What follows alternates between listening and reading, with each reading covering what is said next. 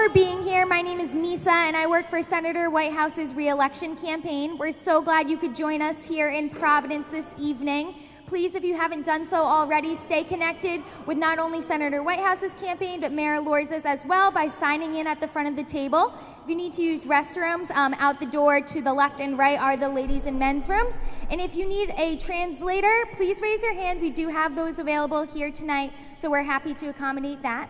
I have the distinct pleasure tonight to introduce Mayor Elorza, who will make some brief remarks, followed by Senator Whitehouse, and then we will open the floor to question and answers. So please raise your hand if you have a question and direct your question to who it might be. And now, Mayor Elorza.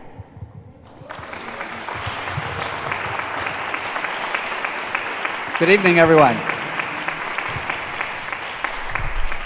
Good evening, everyone, and thank you very, very much for joining us this evening. It really means a lot to us when people come out and they're part of the community conversation. It really makes all the difference so that you can stay informed of what we're doing, but just as importantly, we can stay informed of what's happening out in the neighborhoods and out on the streets. So, we've been doing a lot to get the message out about all the great stuff that's happening, but I also look forward to this being a conversation so that we can exchange with each other and we can know better what some of the opportunities and also concerns out there that exist are. I also want to recognize many of the folks who are here with us today. We have State Representative Aaron Regenberg. Great to have you here, State Representative. We have State Representative Anastasia Williams. Always great to have you, Anastasia. We have my very, very good friend and partner in so many different ways, State Representative Grace Diaz. Great to have you here, Representative. And I want to give a shout out to both the director and the assistant director here at the Davey Lopes Center, George Lindsay, and my good friend Mousy as well. Thank you very, very much. And we also have Councilwoman Nirva Lafortune. Thanks so much for joining us, Councilwoman. So let me choose one topic to speak on, but when we open it up, I'm happy to chat about any of the issues that we care about here in the city. But the one topic that I really want to focus on today is the investments that we're making in our kids and the next generation. That's been the most important policy priority that we've had in City Hall over the past several years, and that's going to continue to be the top priority. And the reason why that's such an important priority for me and for all of our community is that if you look across the country right now, much of the sort of back and forth anger and antagonism that we see, at the heart of it is a sense that people are being left behind. And not just left behind in general, but economically left behind. And do you know that the city of Providence consistently ranks in the top 5 of the cities with the highest level of income inequality?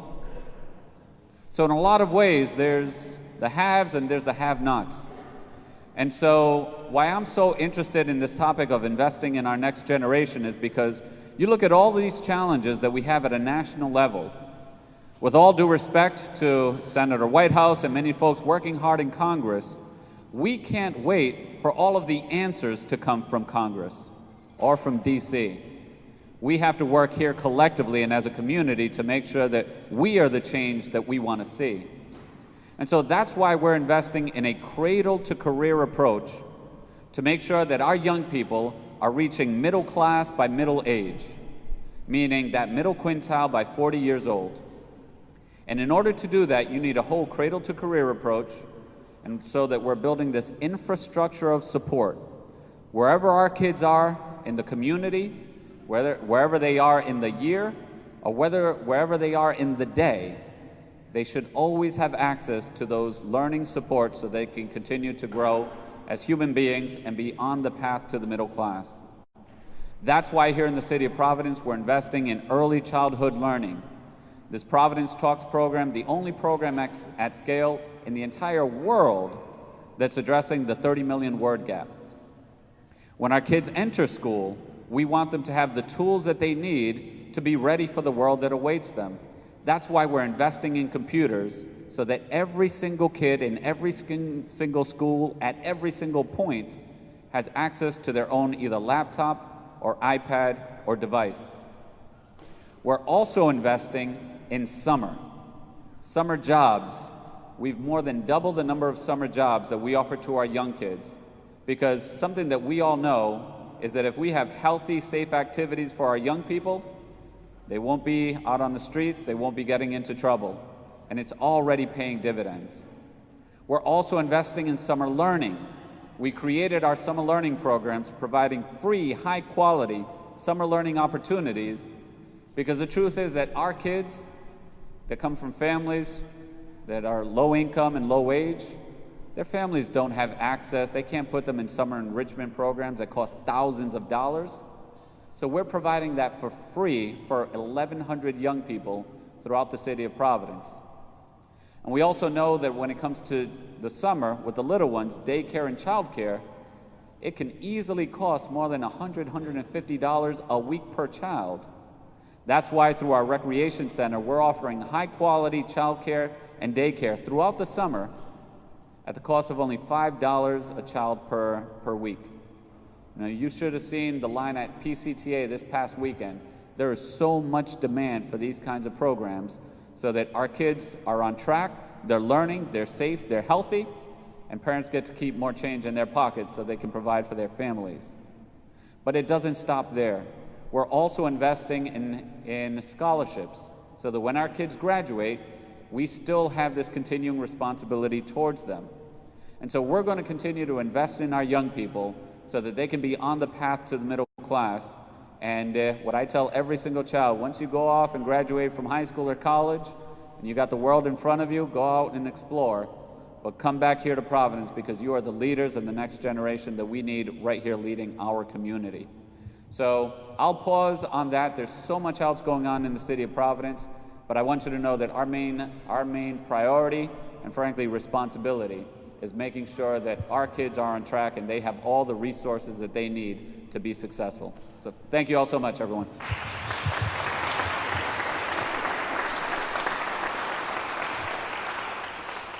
And now let me introduce someone who needs no introduction, someone who's fighting many of these same fights at a national level in the Senate every single day, and someone that I'm very, very proud to support and stand next to. Please give it up for Senator Sheldon Whitehouse.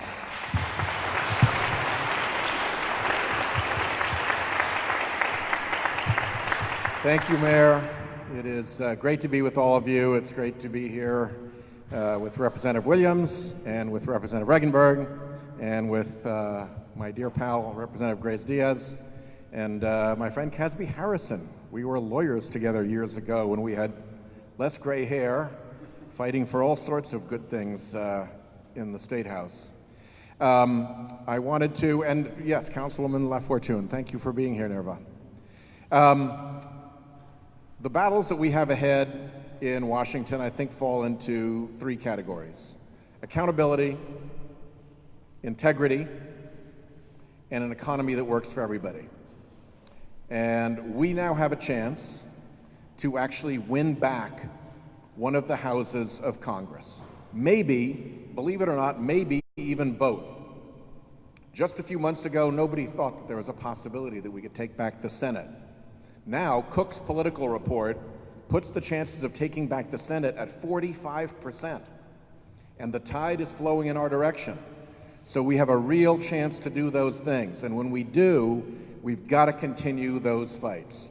Accountability to make sure that the Trump administration is held accountable for the decisions that they make, for the people whom they mistreat, for the people who they don't stand up for, and to make sure that we redirect our country back to where it should be, where we are standing up for regular people. Integrity, I don't need to go any further than what they're trying to do to the Department of Justice. As many of you know, I was your United States Attorney. I worked in the Department of Justice. It is known for its integrity. The people who work there have a feeling in their hearts about doing the right thing. And yet, we have an Attorney General who's been recused from the investigation. We have a Deputy Attorney General who was fired. We have a Director of the FBI who was fired. We have a Deputy Director of the FBI who was fired, and everybody left is being bombarded with Twitter and other insults and attacks all day long. The Republicans in the House are even drafting up a petition to impeach the acting Attorney General for having the honor and the dignity to keep the investigation going until it's run its course. So the integrity piece is something we have got to protect. And last of all, we got to have an economy that works for everybody. This tax bill that they just passed was a joke. It put $1.9 trillion onto our national credit card. $1.9 trillion. So far, $6 billion has gone back to regular people in the form of wages and bonuses. 40 times that much, $260 billion, has gone to stock buybacks, bumping up CEO pay and making shareholders richer. Nobody said when they were passing it that it's going to be $40 of stock buybacks for every $1 of benefit that goes to any human being. They didn't say that, but that's what it did. And a recent study shows that 43% of the benefit has gone to people who aren't even Americans, because there's so much wealth elsewhere in the world invested in America that when you give big tax cuts to people who have their money parked here, 43% of that goes to people who are not even Americans. So that is not what I consider to be a sign of an economy that is working for people. So we want to get to your questions. I'll ask Jorge to stand up and we'll take your questions. We'll hear your comments, whatever it is that you'd like to do. We're here for about nearly 2 hours. An hour and a half anyway now left. So let's have a great conversation. We look forward to it very, very much. And I'll close by saying how important it is that people be engaged. This is a moment for citizen engagement like none other. Because if we're not standing up now, I hate to think what it's going to take to make us stand up some other time. This is the time. Thank you. Jorge?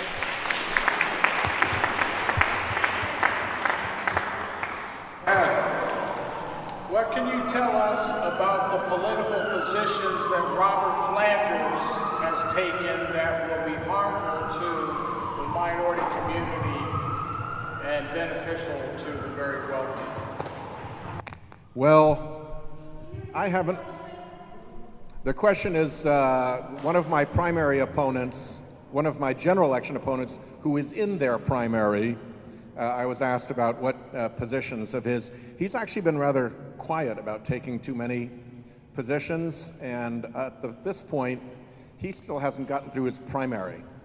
So I don't really see a whole lot of benefit in engaging with him right now. I think his adversary in the primary, who is a state representative, who runs a respected Rhode Island business, and who has been active in politics for a long time, may well prove to be the candidate that comes out of that primary. So I'm going to stay away from engaging too much with those individuals until they've sorted out which one of them is actually going to run against me. Why can't the floating blob of plastic twice the size of Texas be recycled into something useful? Okay, that's a good question. So what has happened is that we've invented plastic. We have not been very good at making sure it all gets thrown away right. And in countries, particularly Asian countries, where they have terrible waste disposal systems, it ends up in the gutter, and from the gutter, it ends up in the creek, and from the creek, it ends up in the river, and from the river, it ends up in the sea. And particularly in the Pacific, the tides carry it out into what is called the Great Pacific Garbage Patch. And the trajectory we're on right now is, if we keep this up, in 2050, which is not that far from now, a lot of people in this room are going to be alive and well and kicking in 2050, that will be the time when there's more plastic waste in the world's oceans by weight. There is more tons of plastic waste in the ocean than there is fish. More plastic trash in our oceans than fish. That's not a world that we want to see. It's not a world we want to live to our children. Recycling it is tough. Gathering it is tough. We're just beginning to try to develop enzymes that actually break it down. And our first task that I'm razzing the administration on is to get after those 5 or 6 countries that are putting most of this trash into the oceans. They're our trading partners. We ought to make them clean up their act if we're going to trade with them on any kind of a fair basis. So we passed the first piece of marine debris legislation in Senate history. It was my bill, passed bipartisan with big, big numbers, unanimous in fact, but we got to keep the pressure down on it. And we got some good colleagues on the West Coast. We do garbage pickups here on the Rhode Island beaches with trash bags. On the West Coast, because of the Pacific problem, they do garbage pickups with dumpsters, with front-end loaders, with barges. It's a whole different thing out there. So just, you know, we're being irresponsible about a lot of things. This is a place where we're starting to realize we got to move. And it's in our diet now, so that's what's really going to hit home to everybody. You don't have to live near the sea. If you eat stuff or drink stuff that has these microplastics in it, now it's in your diet. Yes, ma'am. I have 2 related questions. Every time you turn around, it seems they announce that Trump can do something because that's the power of the president. It's like, since when? And how do we take away some of this power? Obviously, other people just didn't take advantage of it. And are we going to wait until another national nightmare to get rid of the Electoral College or make it representative? Well, I would love to get rid of the Electoral College, just for Rhode Island purposes, because then people would actually come here and campaign. Oh, should we get rid of the Electoral College and limiting, and what do we do to constrain President Trump? I'd love to get rid of the Electoral College. Nobody cares in the national races about Rhode Island. They assume we're going to vote blue, so it's hard to even get a yard sign here. In the Electoral College, A, Rhode Island matters, and that's important, and B, in the big states, in California and in New York, now we'd have a real motive to push Democratic turnout in those states. You can get millions of people out in those states, and they would contribute to a national victory rather than just raise the amount by which those electoral votes went to the president. So I think we win big with changing the Electoral College. Trump is not that powerful of a president, let me tell you.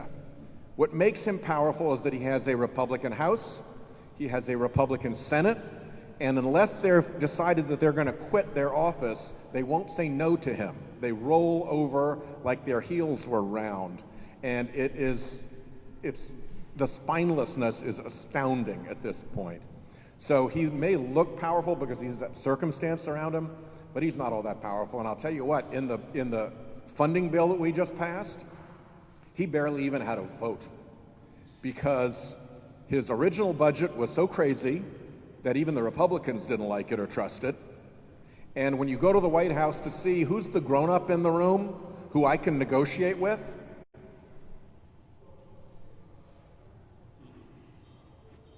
there is nobody. So anybody who's done a negotiation, if some party to the negotiation takes a crazy negotiating position and there's nobody who'll say, no, here's what we really mean, this is the deal we actually want, what do? You ignore them. So this president had as little a role in the funding of the United States government as any president I have seen in history. And that's just one way we've blown him out of the water. And it's going to get worse rather than better in terms of the weakening of the presidency. And I'll add a little bit from my perspective in terms of the power from Washington. You know, what we're also seeing in Washington is the federal government, the administration, really stepping back from its leadership role. And whenever there's a void of leadership, you know, there are leaders at the local level that are willing to stand up and fill that void. You know, I can give a number of examples, but starting with climate change, right? This administration pulls out of the Paris Climate Accord. What you have is 300 plus mayors from throughout the country saying, nonetheless, we are going to abide by these guidelines and uphold our commitments. And so cities really stood up and took the lead to fill that void. We're also seeing the same thing on immigration. You know, honestly, before this last term, I always thought of immigration as a national power. But now we're seeing more than anything else that the rubber meets the road at the local level. And there's a lot that we can do to stand up and support and be a national voice when it comes to immigration and making sure that people feel as though they're part of our community. Also, when it comes to social and economic mobility, you know, the answers, we can't wait for the answers to come from this administration or from the federal government. Truth is that only about 8% of all funding for education comes from the federal government, right? The levers that move the needle on social and economic mobility, they live at the local level.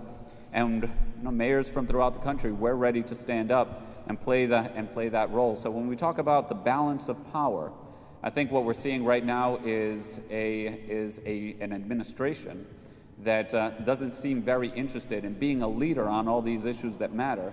And so one of the beauties of our system is that it provides for other layers of government to share power and step up and fill those void when the federal government is derelict in its responsibilities.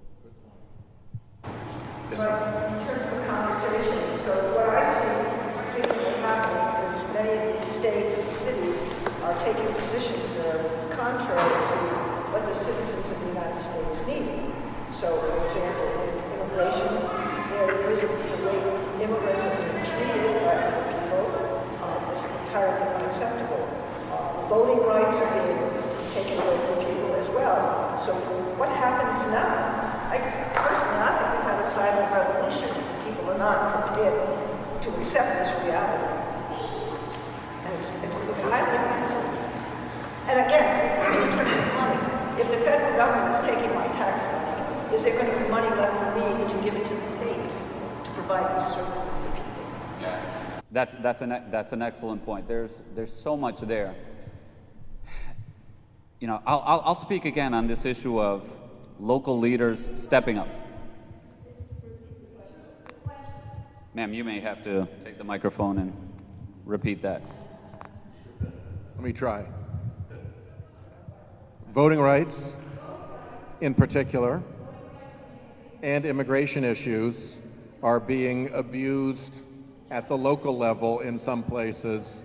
People are being forced to pay outrageous amounts of money to go through justice systems, and it's generally poor control. The prisons are being filled with people, so these are many, many areas where money is being drawn, and people are being forced into these positions, and it's not getting less. So what happens? Where does the money come from? If the federal government is taking the money, giving it to the rich, so to speak, the corporations are getting the money. So the rest of us in states and cities are going to be asked to pay more taxes to provide these services. So what happens next? What happens next is that we have to show up. What happens next is that we have to show up. The point that this lady made that is really accurate, she said, I think, silent revolution. Silent revolution. There has been a very silent encroachment by very powerful interests to basically shift the balance of power in our country. The biggest signal of that was this completely crazy decision called the Citizens United decision from the Supreme Court that said Congress can't limit how much money you spend in politics. Special interests can spend as much as they want. Well, as soon as you're a special interest who can spend as much as you want in politics, where do you go? Straight down to Congress and you say, I can spend as much as I want now. So look out, because I'm coming for you if you don't do what I want. And that's exactly what they've done. And issue after issue, they have shut down the things that Congress should be doing. Votes will change that. And that's the danger, is that we have to make sure we understand how those basic democratic principles have been eroded, and specifically eroded for the benefit of the groups that did the eroding. It's like a little circle they're trying to build. Take away more democracy, get more for me. Take away more democracy, get more for me. And we have got to push back on that, and that's one of the reasons I actually love my job these days. Gerrymandering is another example of that. The Supreme Court actually might throw that out. Watch that case. It'll be interesting. Yes, sir. 2016, Rhode Island voted in primary 60% for Bernie Sanders. I voted for Bernie, but then the final election, I voted for Hillary just because what alternatives do I have? Yeah. And she's great. I think she's great, but Rhode Island voted 60% for Bernie Sanders. So I'm wondering what you think of the coming election as far as presidential, maybe you like, how progressive are you? God, we've got about 20 presidential candidates I could name. I couldn't begin to tell you who emerges from that. We got to get through 2018 first. That's really going to be important. I think depending on what happens in 2018, that will affect the field for 2020. We may see some, very exciting House members get a bigger profile. It's just hard to tell. There is no inevitable candidate now. In some respects, that's a very good thing. It'll make for a very rich and lively process that will get people engaged, so I'm okay with that. And I think what we need to do is to focus like a laser on 2018, and then to make absolutely sure that we have an agreement amongst us as Democrats that we get back together after primaries. There are a lot of cases, a lot of districts right now, House seats that are up, House seats that we can win. But there are 3 or 4 or 5 good Democrats running in primaries. And when that sorts itself out, if the Democrats who supported the ones who didn't win stay home because they're mad about the Democrats who supported the ones who did win, we have shot ourselves in the foot. We absolutely have to be really strategic about this and get behind the candidate who won the primary. And that, I think, is really, really important. It's going to be important in 2018. It's going to be important in 20. If we have 4 or 5 leading candidates and people get mad at each other about who was for which candidate, and Trump wins again, shame on us for that. We've got to have the discipline to put our fights behind us when we've had them and move on against the real target. That's my view anyway. I think the senator is 100% absolutely right about first being focused on 18 and then remembering that we are Democrats and the differences between us are minimal compared to the gulf that that distinguishes and divides us from the other side of the aisle. So we have to be focused on that.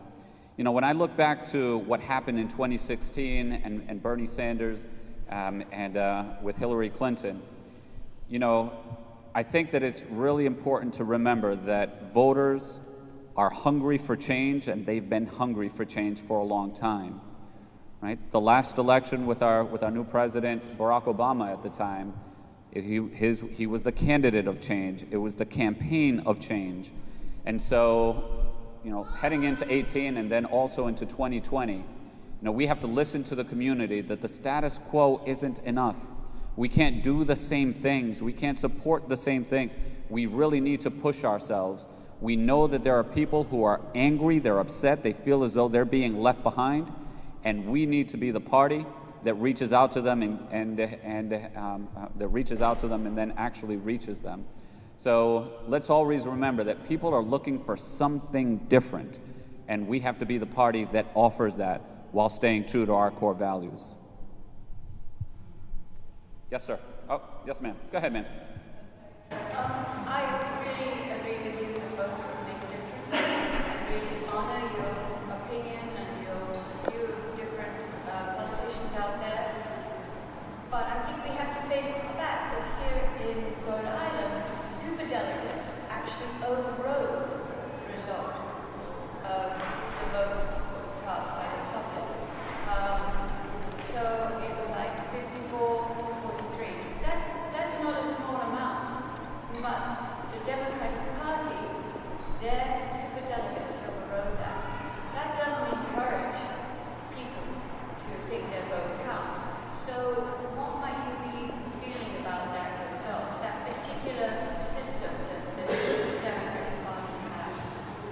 We just voted to change the superdelegate system, and that process is underway right now. So I think those concerns were heard. The change is being worked through the party right now. I think if we put our eye onto what happened in 2016, instead of putting our eye on what's coming at us in 2018 and 2020, we are making a terrible and perhaps even fatal mistake. What was the change? Getting rid of many of the superdelegates. So how is that happening? Through this national party apparatus. So our representatives in the national party have gone and voted for that. Aaron, where'd Aaron go? Aaron had to step out. Aaron was one of the advocates for that as a national delegate. So people listened, and we're going to try to work our way through that. Yes, sir. I just want you to, truthfully, with all due respect, I think part of the problem is when I hear we're all Democrats, and we're not all Democrats. I'm on the left, but I'm an independent, and the largest percentage of voters in Rhode Island are independents. They're unaffiliated, because certainly it's a minority in Rhode Island who support Republicans, obviously. There's got to be something wrong with your thinking, generally speaking, to support a Republican. And no offense to people who do, okay? But the Democrats, people are tired of it. And the superdelegates really brought forth how corrupt the party is. And so, we have to learn from 2016 so that we can move forward with the lazy meeting in 2018. And a key piece is, please consider changing the mindset of all Democrats. There's a lot of good people who have a lot of core values who are tired of the Democrats and want issues to be looked at first, then party, instead of party, then issue. So please consider that. I don't dispute that. Yes? First of all, I just want to thank you both for your service to Rhode Island. Thank you. My question is for the Senator, but I'd be happy to get your feedback as well. So, first of all, thank you for your support of getting the word out about the influence of corporate money, big money in politics. That's, I think, writing that book captures, which is a wonderful step, supporting the Udall Amendment. It's been a great step. Udall campaign financial amendment. I was wondering, how do we win this battle? How do we get past? We're making some steps. We know there's a problem. How do we win? And what are your thoughts on the bill that's in the House right now? The People Amendment going through the House, 53 support it. Now, currently, it expresses corporations are not people, money is not speech. Just wondering what your thoughts on that are.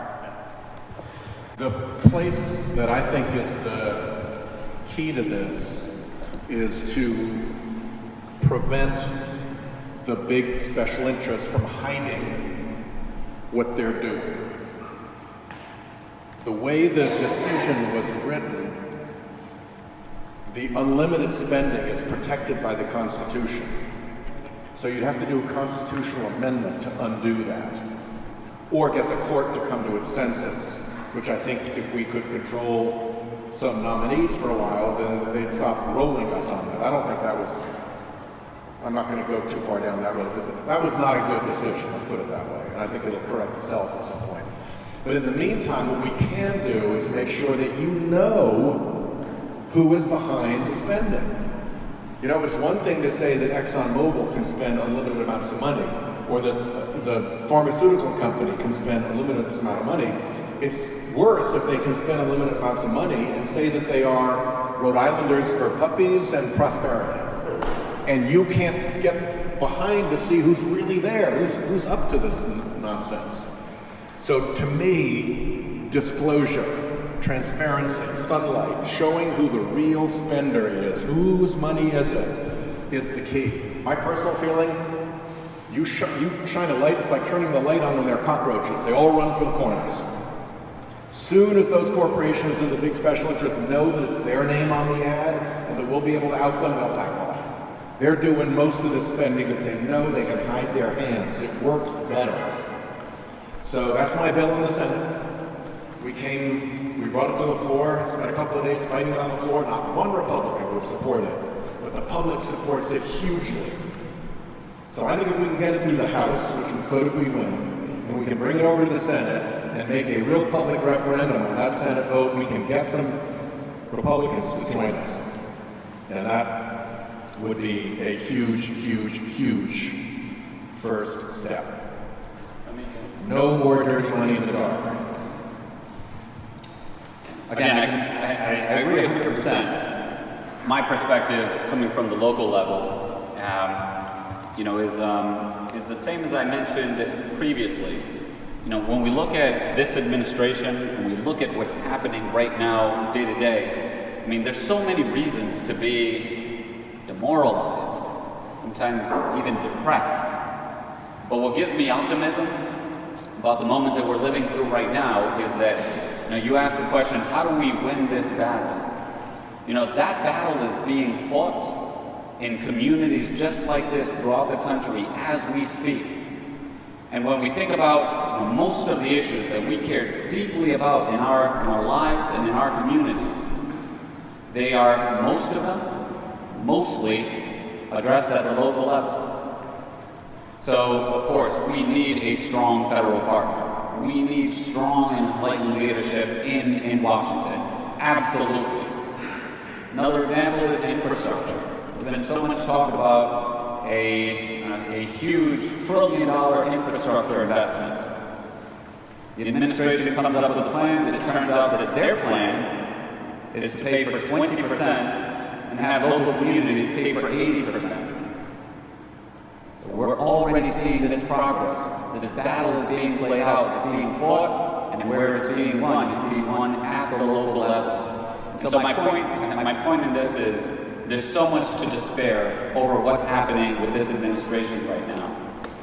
But what gives me so much optimism is that our system is strong. We're seeing something that's being referred to as the new localism. Perhaps a trend that won't reverse itself even after this administration is done. But the locus of power is shifting to our local communities and to our states at times as well.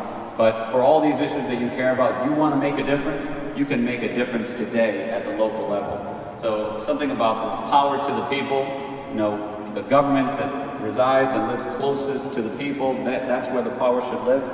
There is a lot of validity to that in the reality that we live in, and I see even more influence and power coming to that local level. Good evening, Senator Whitehouse. Good evening. Mr. Mayor Elorza. My question concerns liquefied natural gas processing plant that's going to be here on the south side. Not only that, Senator Whitehouse and Mrs. Mayor Elorza, but the exportation of fracked gas. Not natural gas, liquefied fracked gas is what it is. I know you're against the LNG, but Senator Whitehouse, you say it's a local issue. It is not a local issue. Fracked gas poisoning our world is not a local issue. And you should be fighting more, Senator Whitehouse, and you should step in here in Rhode Island. I know you're in Washington, but here is where the fight is. Local fight. We have two problems here in Rhode Island, and you and the others in Washington say it's not our problem. Not a good response. I don't know if you want to respond to me. Every time I see you, we will talk about this. We know how this works. We know how it works, But, the process. Don't tell me about the process. You can explain to them the process. Thank you. I hear you. I've heard you before. I'll hear you again, I know. Thank you for coming. Yes, ma'am. What?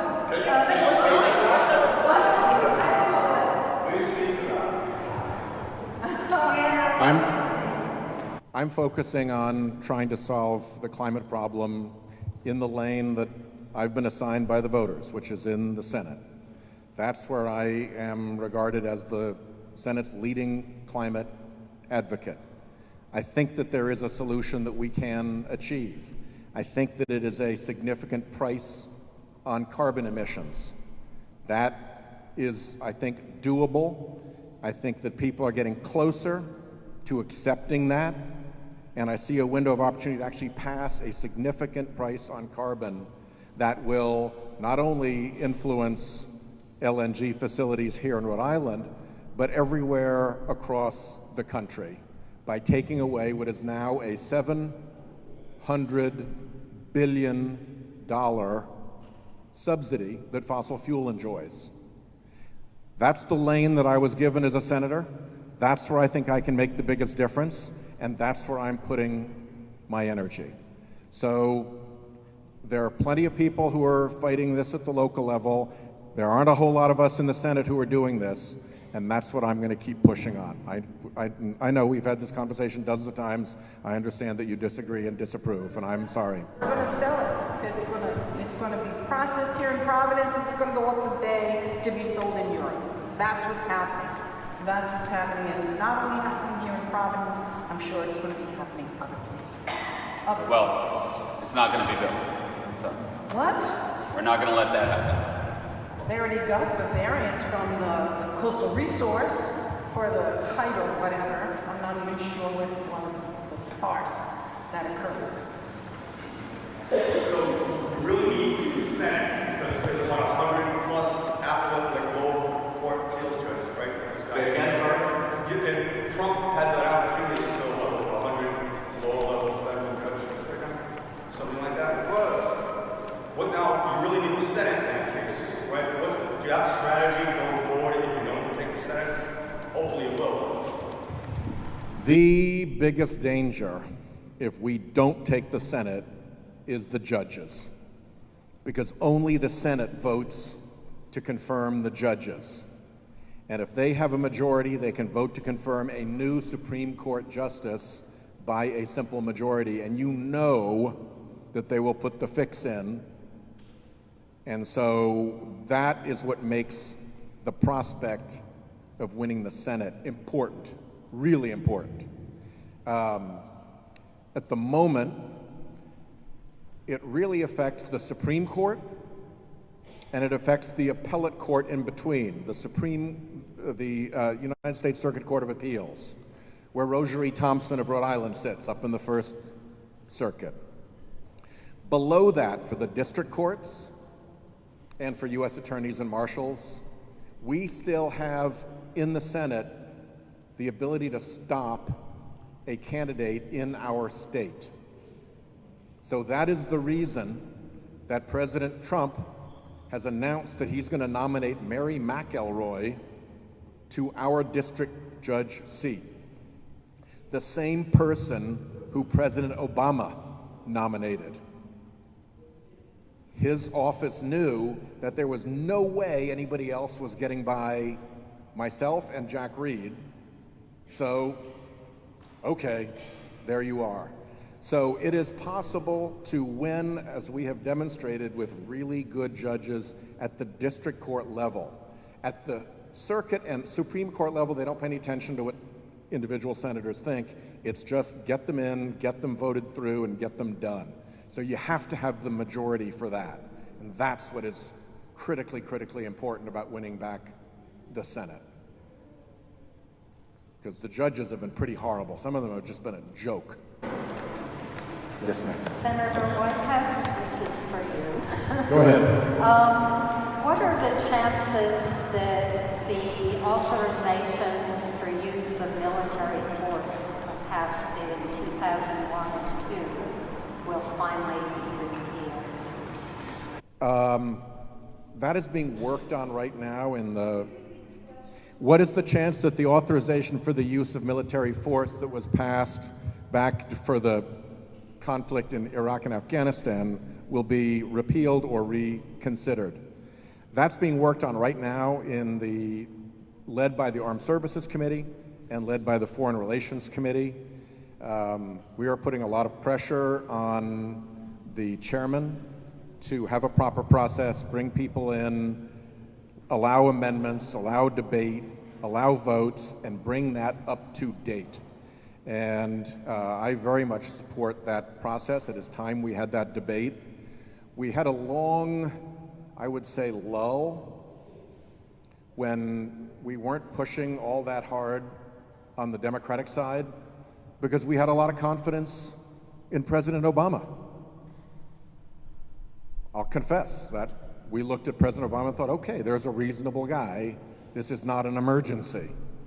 You look at Trump, you look at Ambassador Bolton, you look at Mike Pompeo, you look at some of the things that they're saying, you got to be really careful about this. Now, thank goodness Secretary Mattis is there because I think he's the sensible adult in the room. But otherwise, oh my gosh, what they could be capable of, it's a little bit concerning. So there's a lot more motivation to get that done now, and it's a live issue in the Senate, and I hope we can get to it because it needs to be revisited. Yes. Yeah. Christina Cabrera from the Environmental Justice League of Rhode Island. Thank you. I want to go back to that concern about the liquefied natural gas and fracking. It is concerning if you are working in Washington to push positive climate change, and the state of Rhode Island is going 30 years backwards into fossil fuel industry and interest. Because that's what's happening with all the hearings, and I've been to the hearings of the liquefied natural gas plant by National Grid, that it's true, it's for exporting. Rhode Island is not benefiting from it, and even if it was. And here is a state that is being pushed down 30 years back without the looking forward into a regenerative economy and renewables in the Port of Providence, and all this gentrification that's happening as well, with people being pushed out from their residences. And needless to say, it's an asthma hotspot, so all the children go into the yard. So this cannot be happening in a state where the message seems to be different. You're fighting for something different in Washington, and the state is being dragged down by a governor who is changing people in the CRMC commission at the last minute, that they would vote and support the business industry of fossil fuel. I know Mayor Elorza has supported publicly not moving forward with the LNG plant, but there needs to be a concerted effort to stop this, because this is just it's really damaging. Well, you just heard Mayor Elorza, who actually has a vote in all of that, and the City Council is determinative on the zoning of that, say there isn't going to be the LNG facility in Providence, so that's that. And on the other side, the proposal up north in Burrillville is right now. The question was about the LNG facilities proposed for the reliquefaction thing at the Providence shore, and the other LNG facility that's proposed up in northern Rhode Island. And the mayor had just said that that's not going to happen in Providence, and the other one is basically in what's called a contested case. It's in formal litigation before the Energy Facility Siting Board, and I personally have huge confidence in Meg Curran and Janet Coit, who are the two key decision makers. They'll also be the state planning official there as soon as that gets posted. So my guess is that that will end well. So.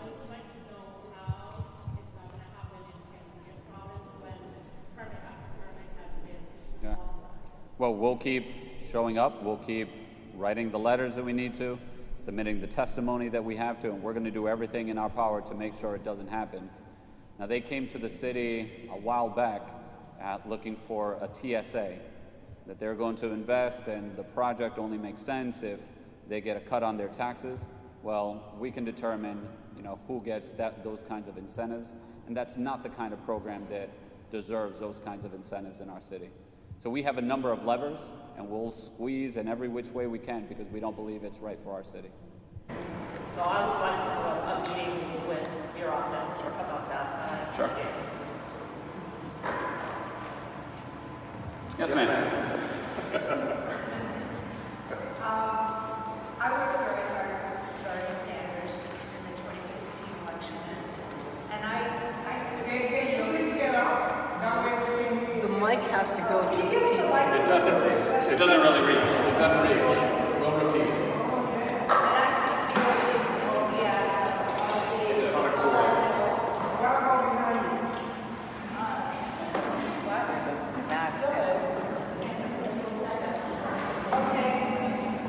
So, Perfect. 70% of millennials were for Bernie Sanders. And then I did vote for Hillary because he lost the primary. But those people, a lot of those people were lost. A lot of them were independents. They didn't feel included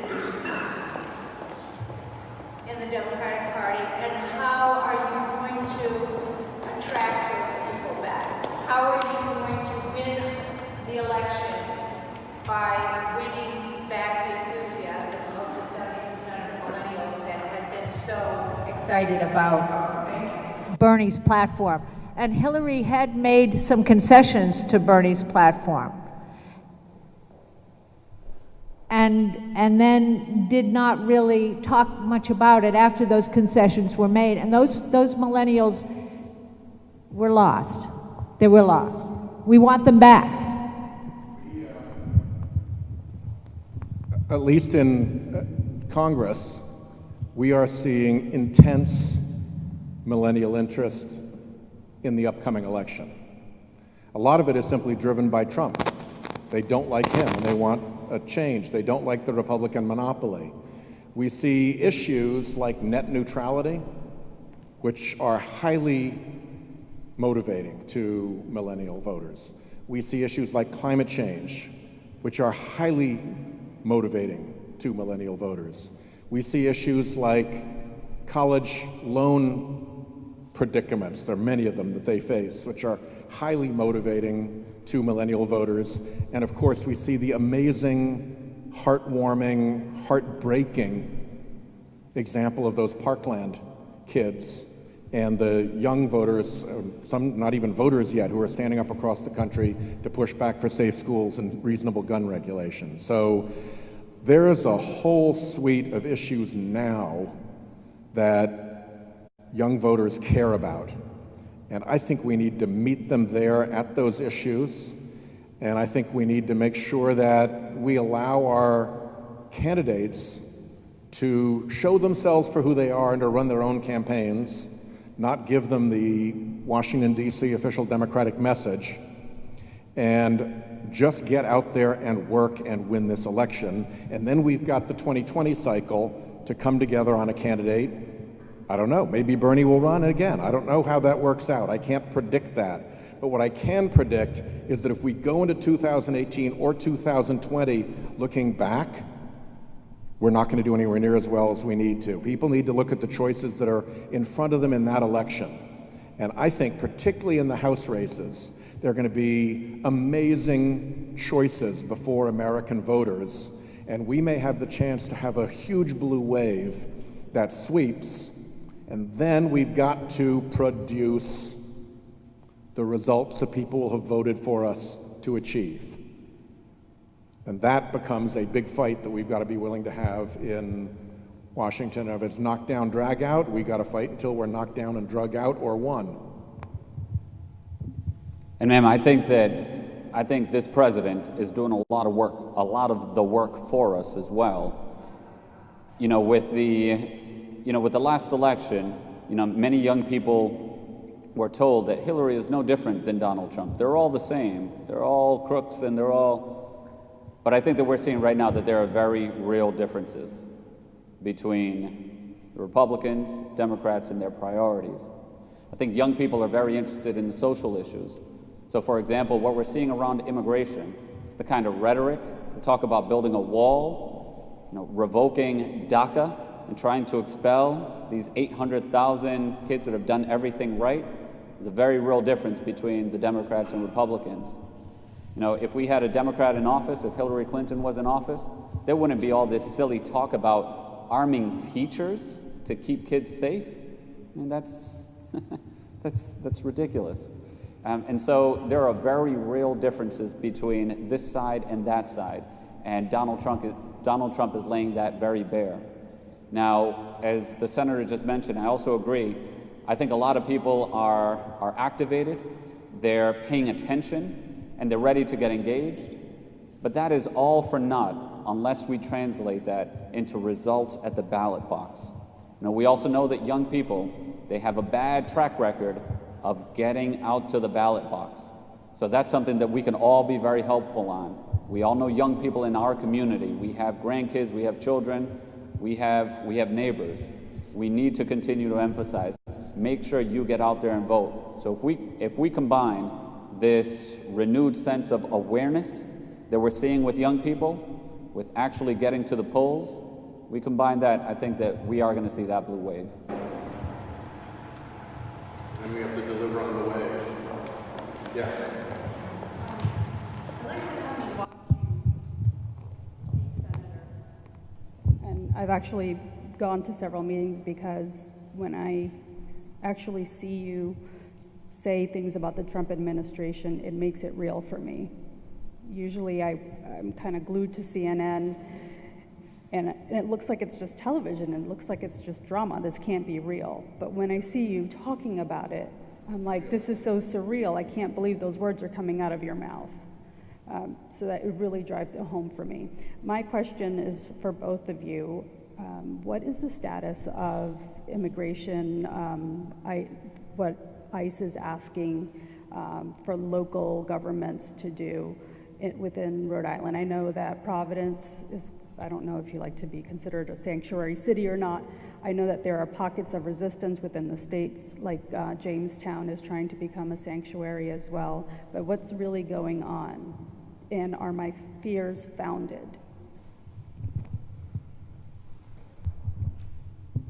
So, you know, what I've learned about this issue is that perceptions are reality, and you know, members of the immigrant community, especially the undocumented immigrant community, they don't know what powers Donald Trump actually has and doesn't have, what he can legally do and not do. That fear is real, and so the position that I've taken is, you know, I want it to be as clear as day to anyone who can hear that immigrants are welcome in our city and that we're going to do everything we can to protect them. What the federal government first suggested was that we should turn our own police officers into federal immigration agents. We're not IRS agents, so if someone isn't filling out their taxes, we're not sending our police force. We're not gaming agents, so if someone is, you know, cheating on the slot machines, we don't send our local police officers. Just the same way, we will never become immigration enforcement agents. So that's one.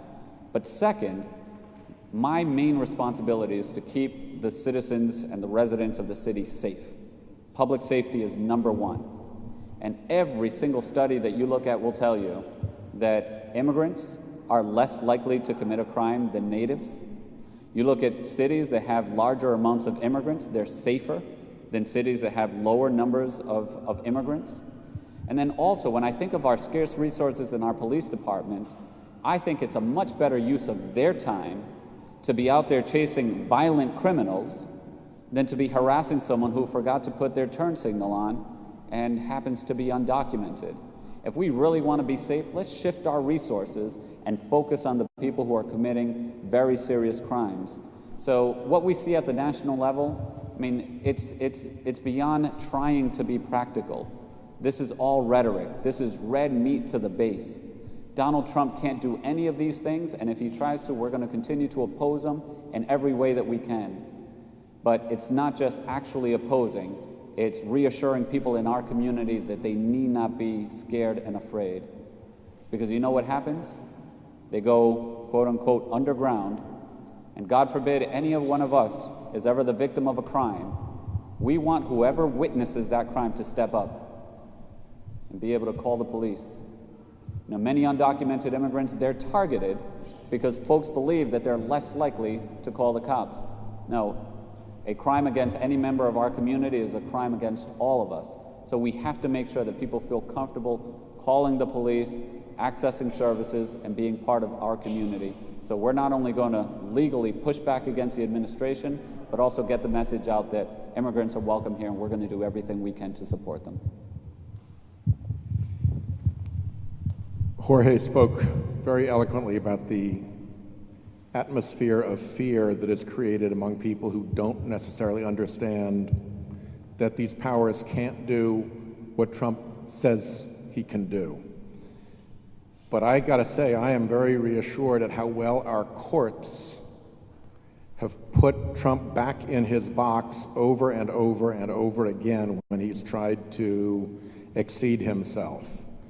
On the travel ban, they've had to rewrite it twice already because courts have thrown it out over and over and over again. On the DACA program, there are at least 3 decisions that have said, you can't close it down, you can't throw these kids off it, you can't stop taking new kids into it. There have been an appellate court decision unanimous on sanctuary cities, saying that the whole sanctuary city's name is nonsense, and the federal government is not allowed to say to Providence, well, unless your agents, your cops become our agents, we're not going to give you grants. So that all got thrown out just last week. Our local court, right here, the district court in Rhode Island, upheld by the First Circuit, the court in Boston that oversees our state, has said, if the police grab somebody and they get processed, when it's time to release them, if you hold them longer while you wait to check their immigration status, you can be sued for that. You can be sued for holding someone after their ordinary release just to check their immigration status. So if you're a police department, why would you set yourself up for that liability? You're not obliged to do that. In fact, it would be a civil offense against that individual for you to do that. So we have very good court law that has pushed all of these really offensive pronouncements that Trump has made back into very small boxes, and we're going to continue working on that and pushing back in every way that we can. But I've been very proud of our courts for standing up for us this way, and I suspect that the lady who was arrested when she went in to file her papers of her marriage, I think her name was Ms. Calderon, got grabbed by the immigration officials, got yanked up to Boston, spent nearly 2 weeks in the can up there, and now there's a civil case about that. So the courts are going to come through for her as well, and that's very reassuring. Let me recognize Senator Harold Metz, who has joined us. Harold, it is good to see you, sir. Thank you for being here. A couple more? Back to the second round. No, we'll go to this lady first. First before seconds. Thank you. My concern is more of a local neighborhood issue. I've been a lifelong resident of the area and obviously have seen a lot of changes throughout the years. One thing that's such a concern to me is the lack of peace and respect for each other as neighbors. I know you can't legislate people's personal behavior. However, I have a concern that many of my neighbors have spoken about as far as noise. We have neighborhood nuisance houses that are extremely loud and noisy. You can be sitting in your living room listening to TV and cars will go by and you can't even hear your television because the radio is so loud. I've had instances where I've actually documented times I've had to call the local police about a problem and it just wouldn't be resolved like it was not a problem. Is there something on the horizon for this? Because it really does take away from the private enjoyment of your home and just peace and tranquility. Thank you for the question, ma'am. So I actually have a pregnant wife at home, and so the noise outside has taken on a whole new reality for me lately. We don't have so much of an issue with music outside of my house, but we have an issue with the dirt bikes, these darn dirt bikes that we're trying to take off the streets. So I think that there is, in many instances, just a lack of respect of, we need more neighborliness and lack of respect for each other in our communities. And I think of some of the larger issues that we see right now throughout our society that, it seems like the forces that pull us apart are about as strong right now as they've been at any point in many of our lifetimes. And so if those forces are pulling us apart, how can we be the forces that bring people together? And so that's been my approach in everything that we've done in the city. So for example, if we're building a new highway, we start off with the community, brought hundreds of people together. When it comes to our kids and improving our schools, well, let's start off with the community. Let's bring people together. And by the way, we have the All-In Education Summit, not this weekend, but the following one, that I hope every one of you will join us at. It's at the Juanita Sanchez Education Complex. But it's from 9 to 3 p.m., 9 a.m. to 3 p.m., and the whole idea is let's bring the community together, let's share all of our ideas, and let's see how we can each lend a hand in making our school department and opportunities for our kids improved. So with everything that we do in Providence, we try to start with the community and bring people together. And I believe that in some no insignificant, in fact, profound way, getting to know your neighbor, understanding that they have the same issues, concerns, ideas, beliefs, and values that you do, go a long way so that instead of turning the dial up so high, you turn it down. Now, in spite of all of that, there will always be people who turn it up too high or are disrespectful to neighbors. And what we've done, we've actually increased the number of police officers that we have in the city of Providence. We have 55 new police officers that started last year. And what that allows us to do is that when there are calls, we can be much more responsive. If there are fewer police officers, they need to be out patrolling the streets and addressing the most serious kind of crime. But if we have more police officers, they can be responsive whenever something like this happens.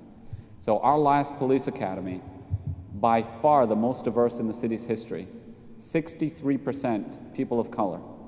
And now that it's starting to get warm, you're going to see them walking the beat, popping in and out of local businesses, knocking on doors and getting to know the neighbors in the neighborhood. Because, as it's so often said, everyone should have a family doctor, a family lawyer, and a family police officer. If there's someone you can call at any time and they know you, then the whole system will likely work so much better. So we're going to keep trying to bring people together, but for instances when we need them, we now have more police officers. They can be much more responsive to these kinds of issues. Anyone who hasn't gone yet? We could do a round two. Yes, sir.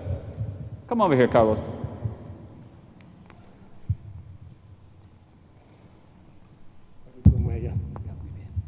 Senator, I want to thank you guys for putting this together. This is a great way of getting what the people think, coming down to the neighborhood and looking at the issues and how it can be fixed. I got a question. I live in Providence for more than 30 years, and I know we have a problem with gangs, illegal dumpings, and graffitis. Is there any money or any help at the federal level that could come down to the city and help us with this problem, because we have a problem? The federal funds that come through for this have been primarily through the COPS grants, which Providence has done very well over the years at taking advantage of, through what's called BYRN, B-Y-R-N-E. It's the name of someone who The program was named after the Byrne Grant program, which comes down and gives money for things that the local community decides matter. And then there's the general program that cities love, the Community Development Block Grant program, which sends money to cities that's very wide open for use. So for graffiti cleanups and things like that, all of that is there. The programs that I've just mentioned were all targeted by the Trump administration for severe cuts or elimination. And one of the things that was good about this last funding measure that we agreed to is that we were able to go back in and protect essentially all of our priorities, and in some cases even grow them dramatically. So we've pushed back hard on the president's budget cutting efforts, which were going to really hit local communities hard. How about getting rid of Meals on Wheels, for an example? Who thinks like that? Getting rid of LIHEAP, low-income heating and energy assistance program. Who thinks like that? But they did these things. So it was really, to me, significant that Democrats in the House and in the Senate, in the minority in both places, not a gavel in our hands anywhere, and with this guy as president, we're able to hold what we did and get such a good budget. And as the funding flows through the grants, I think the mayor and mayors like him around the country are going to say, whew, good. The money is still coming. We're still able to serve our constituents. The programs that reflect our values are still there. I mean, this is the reason why we need a strong federal government and good partners in Washington. Now, all of these programs, they help us do this work at the local level. So, for example, we know why kids turn to gangs, right? Lack of opportunity, they feel disaffected, they don't feel connected to something positive, perhaps they drop out of school. I mean, all of these programs, we use the partnership with the federal government to help invest in opportunities for our young people. Take, for example, our summer youth program, and I want to share with you all a story about a summer job that a summer job student that I went to his graduation last year, and I think it speaks directly to your issue, Carlos. So we started issuing or supporting summer jobs. We don't hire everyone directly. Sometimes we partner with a nonprofit, and they do the hiring because they could do it more effectively. So, because of the support that we receive from the federal government, we have resources to do this. We partner with the local organization, the Institute for the Study and Practice of Nonviolence. And there's a young man who was graduating from the summer jobs program, and he gave his speech, and he was very honest. He said, when I came in for the interview, the interviewer asked me, what are you going to do if you don't get this job? The young man said, if I don't get this job, I'll probably go out and rob someone later tonight, just like I did yesterday, and I'll do it until I end up back at the ACI, like I've been in and out of since I was 14 years old. But then he talks about the role that this summer internship, this summer job had for him. Now he's connected to something special. And now he says he wants to get his life together. He wants to be a mentor for young kids. And so I'm thinking this small investment of $2,500 not only changed this young person's life, also helps to lower crime, but then also this person wants to pay it forward to make sure that other kids are also staying on track. And so if we have the right partnerships at the local level, we have the right values and disposition at the federal level, the right values and disposition at the local level, and we're working as a team, there's amazing things that we can do. And that's why it's so important to make sure that we're getting people out this year. We need Democrats in the Senate, we need Democrats in the House, and elect me as well.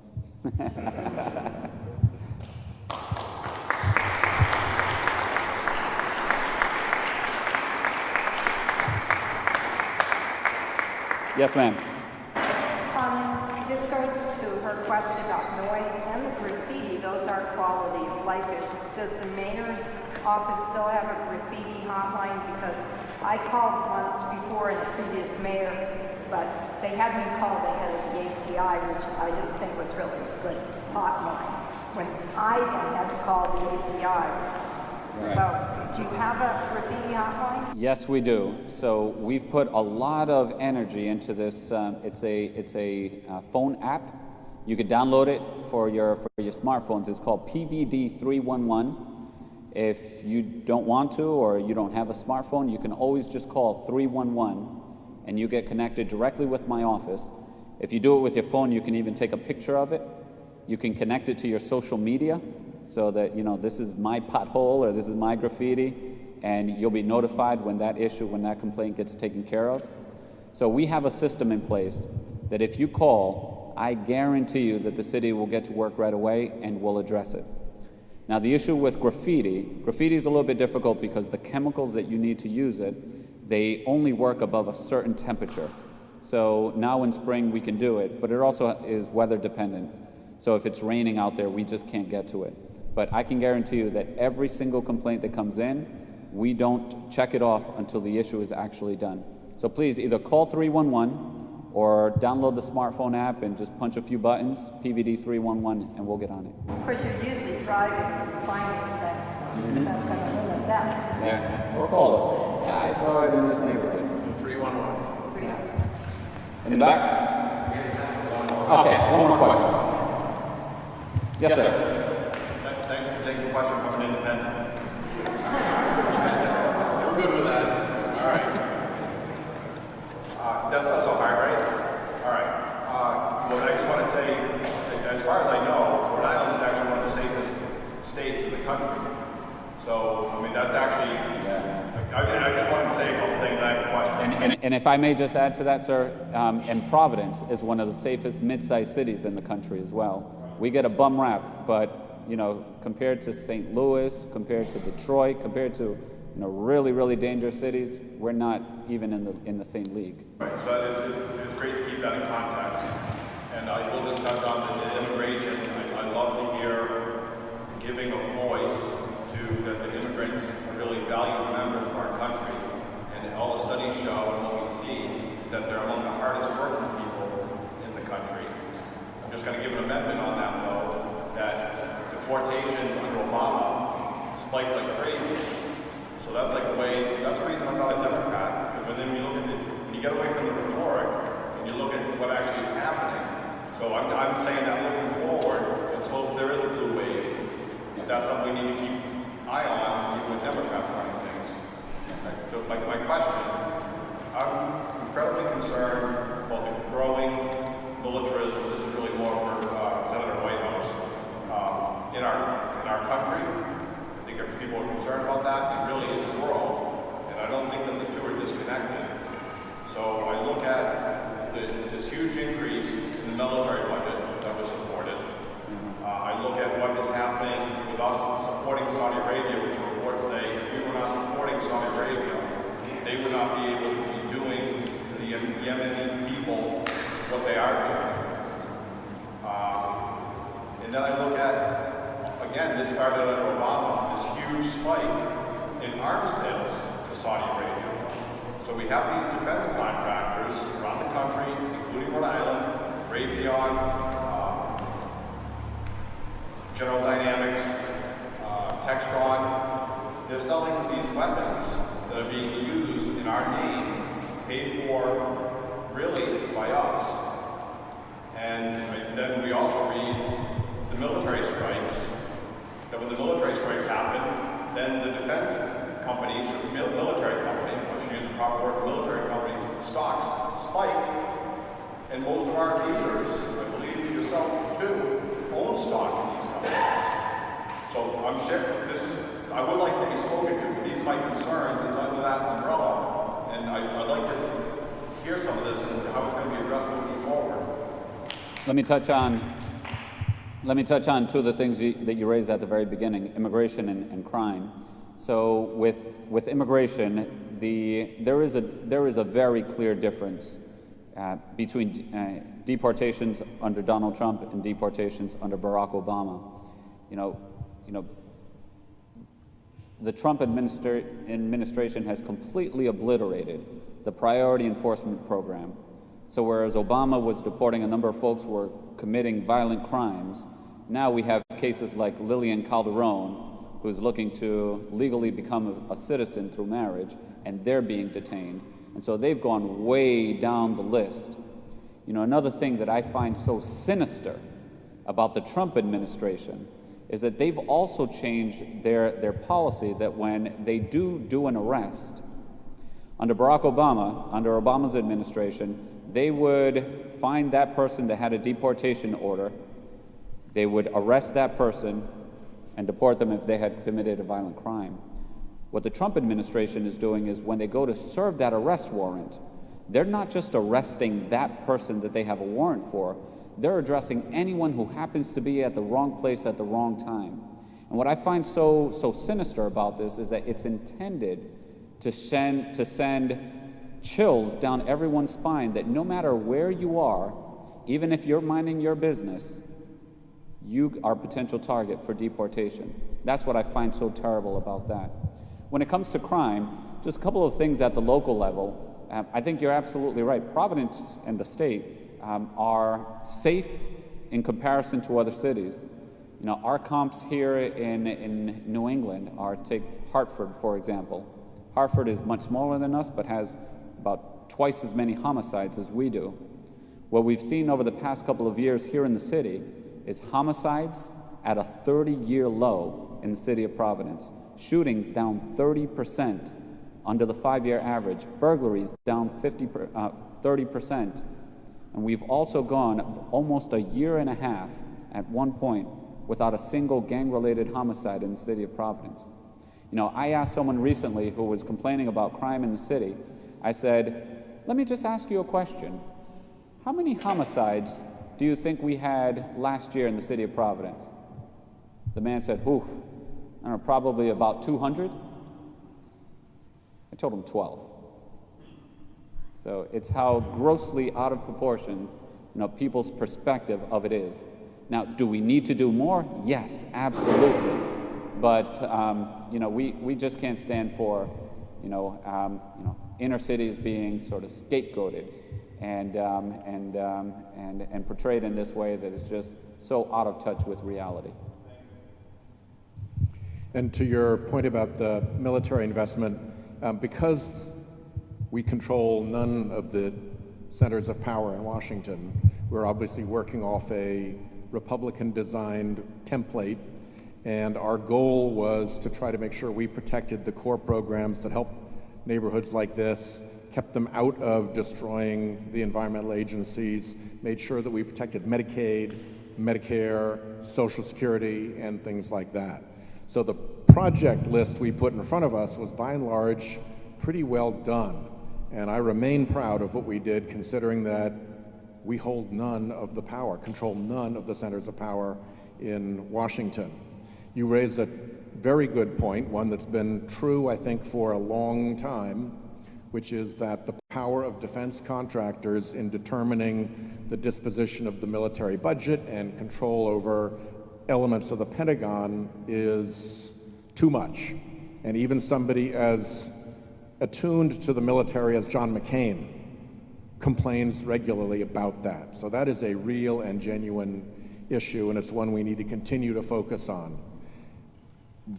I would also say we live in the world that we live in large part because in World War II, the United States became the arsenal of democracy and sent young Americans to fight all through Europe and all across Asia.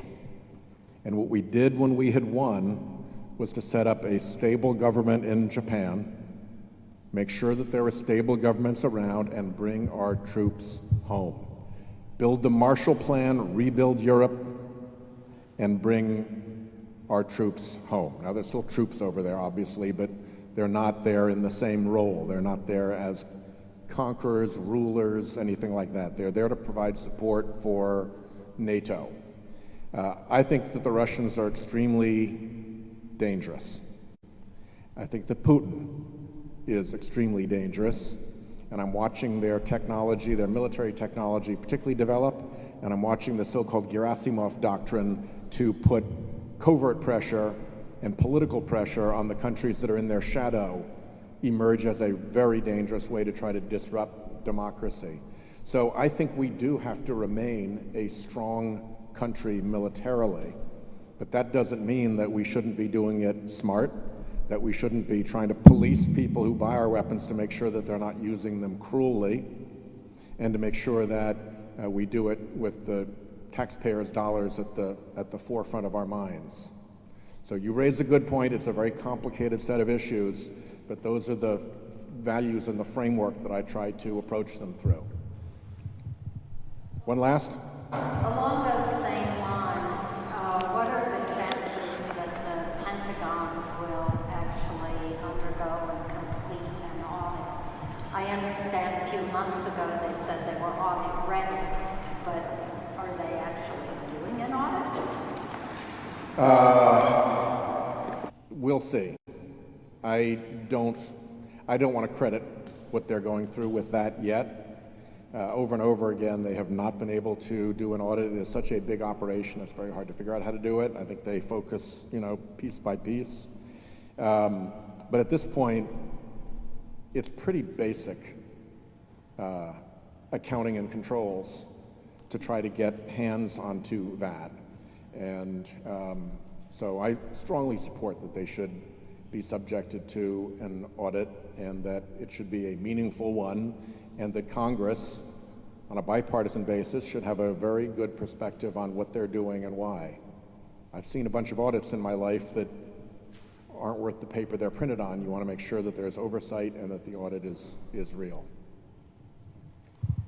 Thank you all for coming out. It has been terrific to be here with you, and I appreciate it very much. I'm a big fan of your mayor, so thank you for letting us share this evening with you.